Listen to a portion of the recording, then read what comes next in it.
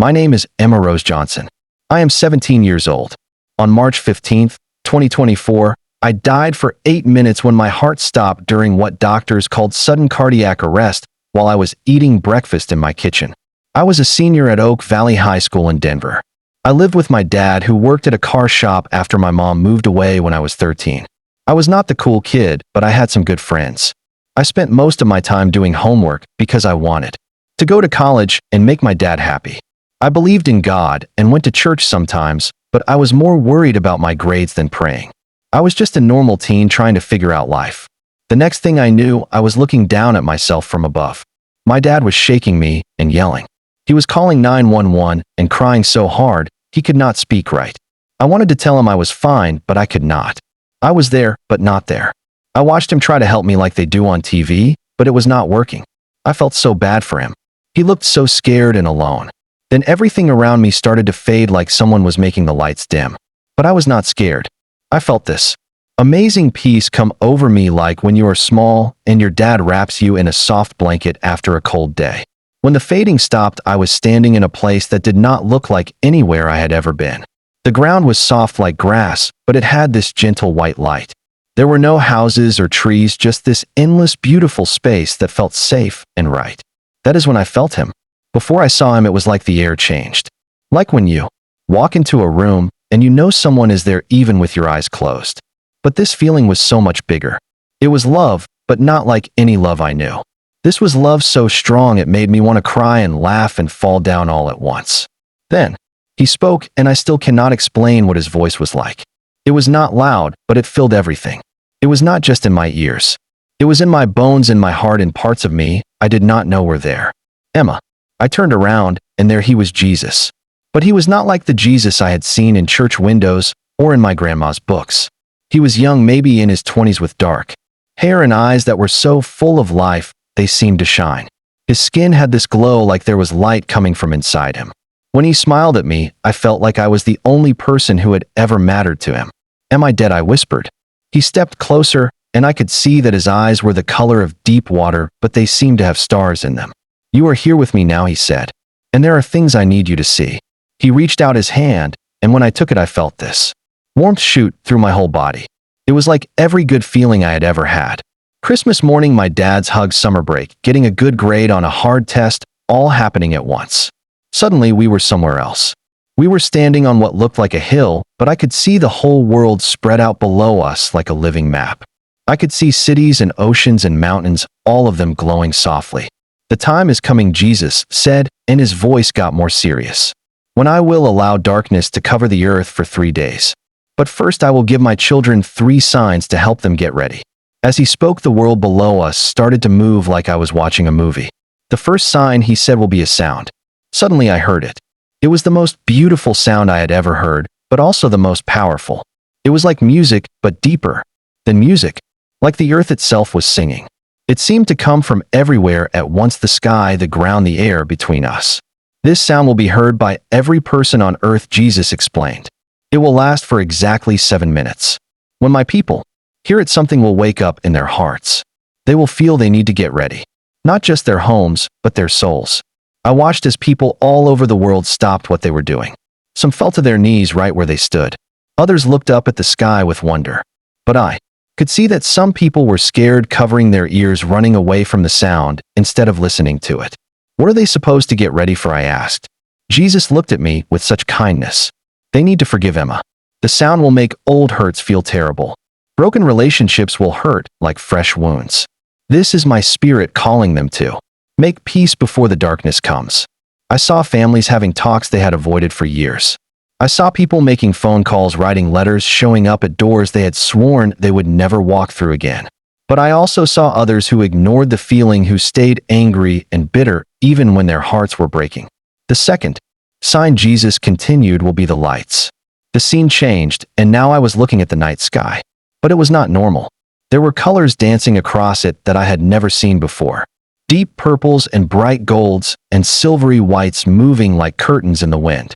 These lights will appear for 3 nights in a row, Jesus said. They will be visible from every part of the earth. When my people see them, they will know the time is very near. They will gather in their homes and spend these 3 nights in prayer, and getting ready. I watched people come out of their houses to stare at the sky. Children pointed in wonder. Some adults were afraid, but others, the ones who had listened to the sound, they were busy. They were filling containers with water, gathering candles, calling their families to come home. And the third sign, I asked, though part of me did not want to know. Jesus turned to look directly at me, and I saw something in his eyes that made my chest tight. It was sadness, but also hope. The third sign will be the silence. Everything around us went completely quiet. Not just quiet, silent in a way that felt supernatural, like even the air had stopped moving. For 1 full hour, he said, every machine made by human hands will stop working. Cars will not start. Phones will go dead. Even the electricity will pause. Only the sounds that I created. Wind, water, birds will remain. I saw it happening. Cities went completely silent. People came out of buildings confused and frightened.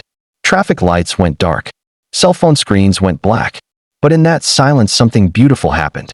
People started talking to each other. Really talking. Neighbors who had not spoken in years were suddenly having conversations. Families were gathering together without distractions. When the silence ends, Jesus said, my people will have exactly 24 hours before the 3 days of darkness begin. Why darkness? I asked, and my voice came out smaller than I meant it to. Jesus knelt down, so we were eye to eye. Because the world has forgotten how to be still with me. They fill every moment with noise and lights and distractions. They worship their devices more than they worship me. For 3 days I will remove everything that pulls their attention away from what truly matters. He showed me what it would look like. Darkness so complete that candles and fires were the only light. No electricity anywhere, no internet, no TV, no phones, just families sitting together, talking, praying, remembering how to be human. Those who have prepared their hearts will not be afraid, Jesus said. They will use this time to draw close to me and to each other. They will discover they do not need all the things they thought they needed to be happy. But I also saw the other side. People who had not prepared, who had ignored all 3 signs. They were panicking. Some were trying to break into stores. Others were fighting over what little they had. The darkness that was meant to bring peace had become their worst nightmare because they did not know how to be still. Lord, I said, and I started crying. Why are you showing me this? I am just a kid. No one is going to believe me. Jesus reached over and wiped the tears from my face. Emma, do you think I chose you by accident? You have something many adults have lost. You still believe in things you cannot see. Your heart is still soft enough to hear my voice. Then he showed me something that broke my heart. I saw my dad sitting next to my hospital bed, holding my hand. Machines were beeping all around me, but the numbers were not good. A doctor was talking to him quietly, and I could see from his face that he was telling him to prepare for the worst. I do not want to go back, I said, and I meant it with everything in me. Being with Jesus felt like coming home to a place I had been missing my whole life without knowing it. Please, can I just stay here? Jesus stood up and pulled me into the warmest, safest hug I had ever felt. I know you are tired, little one. I know the world is hard, especially for someone your age. But your dad needs you, and I need you to tell people what you have seen. But what if they do not believe me? What if they think I am making it up? He held me tighter. Some will believe, some will not. But that is not your job to worry about. Your job is to plant the seed. I will take care of making it grow. I looked back toward earth, toward my dad, crying over my body. Will I see you again? Every time you pray, I am there, he said. Every time you choose kindness over anger, every time you forgive instead of holding a grudge, every time you help someone who is hurting, I am right there with you. And when your real time comes many years from now, I will be waiting. He kissed the top of my head, and I felt such overwhelming love that I thought I might disappear into it. Now go, he whispered. Tell them what you have seen. Help them prepare their hearts. And Emma, do not be afraid. I am in control of everything that is coming. The next thing I knew, I was being pulled away from him, and I fought it with everything I had. I did not want to leave that love, that peace, that perfect sense of belonging. But then I heard my dad's voice far away, but getting clearer. Please, baby, please come back to me. I cannot do this without you. I gasped so hard it hurt. The hospital lights were so bright I had to squeeze my eyes shut. There were machines everywhere, beeping and humming. A doctor was leaning over me with the most shocked expression I had ever seen. That is impossible, he whispered to a nurse.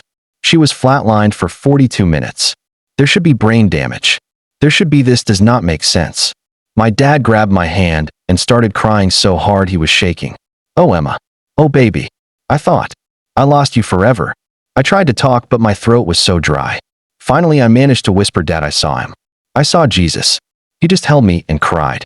The doctors kept me in the hospital for a week, running test after test. They could not explain what had happened. My heart was perfectly fine. My brain scans were normal. They called it a miracle. But I knew what it really was. It was Jesus giving me a second chance and a mission. When I finally told my dad everything I had seen, he just listened quietly. When I finished, he was quiet for a long time. Then he said, "Honey, I have been feeling something strange lately. Like I need to start preparing for something, but I did not know what.